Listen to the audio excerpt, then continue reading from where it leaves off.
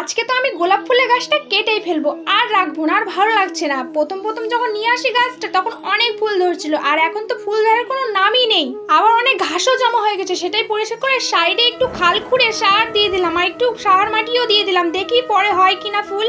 আর এই ফুলটার নাম কি বলো তো? এটা হচ্ছে হাজার বেলি। কত সুন্দর লাগছে দেখতে। আর যারা ফুল ভালোবাসে তারা একমাত্র বোঝে যে ফুল না ধরলে কেমন কষ্ট হয়। আর আমার তো ফুল অনেক ভালো লাগে। আমাদের দেখো কত রকমের ফুলের গাছ আছে।